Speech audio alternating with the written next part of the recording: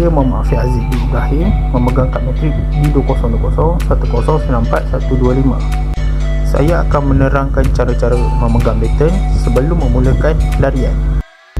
Cara yang pertama, baton akan dipegang dengan menggunakan ibu jari dan juga jari tengah. Teknik seterusnya ialah baton akan digenggam dengan menggunakan ibu jari dan juga jari tengah dan juga jari manis. Manakala, teknik seterusnya ialah baton akan digenggam dengan menggunakan ibu jari, jari manis dan juga jari kecil. Dan akhir sekali, baton akan digenggam dengan menggunakan ibu jari dan juga jari telunjuk. Assalamualaikum dan salam sejahtera.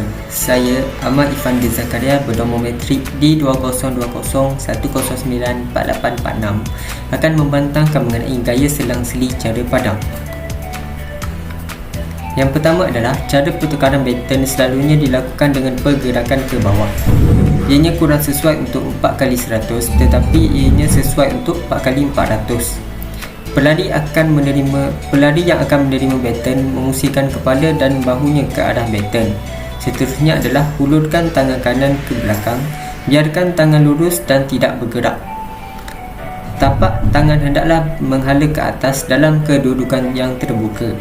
Pelari yang memberikan baton menggenggam baton antara ibu jari dan jari-jarinya yang sebelah lagi. Seterusnya adalah pelari yang menerima baton menurunkannya lalu meletakkan pada telapak tangan pelari yang menerima, tetapi jangan melepaskan baton serta-merta sehingga penerima menggenggam baton itu. Seterusnya adalah penerima menarik baton daripada pemberi, kemudian memusingkan kepala dan bahu ke depan lalu meneruskan lariannya. Perlakuan ini diulangi oleh pelari kedua, ketiga dan keempat. Assalamualaikum, saya Muhammad Syahrul bin Abdullah akan menerangkan tentang gaya selang-seli tanpa pandang, di mana kebiasaannya gaya tersebut diamalkan dalam acara berganti-ganti 4x100 meter, di mana pelari pertama dan ketiga dikehendaki membawa baton dengan tangan kiri, pelari kedua dan keempat membawa dengan tangan kanan. Pelari tidak boleh ke belakang semasa menerima baton. Pelari yang membawa baton pula akan memberi isyarat kepada pelari di hadapannya supaya menghulurkan tangan ke belakang untuk menerima baton.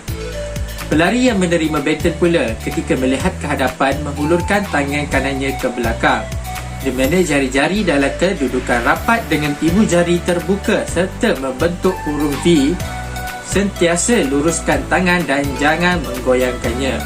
Pelari yang memberikan baton pula akan menggenggam baton itu antara ibu jari dengan jari kirinya sambil menghulur ke depan. Pelari yang membawa baton meletakkannya pada tangan pelari yang menerima baton, tetapi pelari yang membawa baton haruslah jangan melepaskan baton serta-merta, di mana pelari yang memberikan baton itu perlulah membiarkan baton itu ditarik terlebih dahulu daripada tangannya dan mengawal kelajuan sendiri untuk berhenti. Ini adalah salah satu contoh video yang menggambarkan tentang gaya selang-seli tanpa pandang.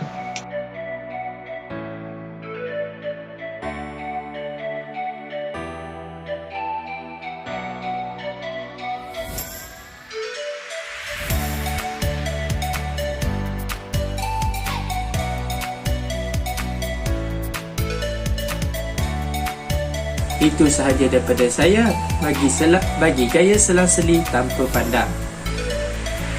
Hai, nama saya Stephanie Fifiana Louis, nomor matrik D20202096490. Saya akan menerangkan tentang teknik atas bawah. Teknik atas bawah ini merupakan cara terpantas, tetapi ada risiko yaitu baton mudah jatuh. Pelari pertama yang membawa baton dalam tangan kanan dan apabila sampai saja ke tempat penanda, pelari kedua mula memecut dari sebelah kanan dorongnya. Sambil berlari, pelari kedua akan mengangkat tangan kiri dengan tapak tangan terbuka, yaitu menadah untuk menerima baton. Seterusnya, pelari pertama yang membawa baton memberikannya dengan gerakan tangan dari atas ke bawah. Pelari kedua ini membawa baton dengan tangan kiri dan memberikannya pada tangan kanan pelari ketiga. Akhir sekali, pelari ketiga membawa baton dengan tangan kanan dan memberikannya kepada pelari keempat pada tangan kiri. Seterusnya iaitu cara menerima baton. Pertama sekali iaitu penerima dalam keadaan yang sedia. Kedua ialah menoleh untuk memandang pelari yang membawa baton.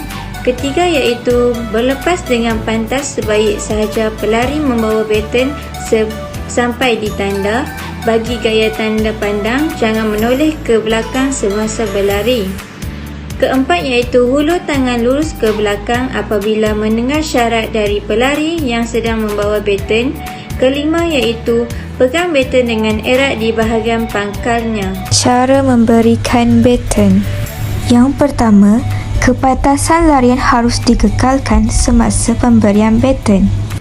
Yang kedua, pemberi baton harus memberi isyarat kepada penerima seperti isyarat up. Yang ketiga, hulurkan baton dengan tangan yang lurus kepada pelari yang akan menerima baton. Yang keempat, perhatikan tangan penerima dan letakkan bahagian hujung baton ke dalam tangannya. Berikut adalah cara memberikan baton.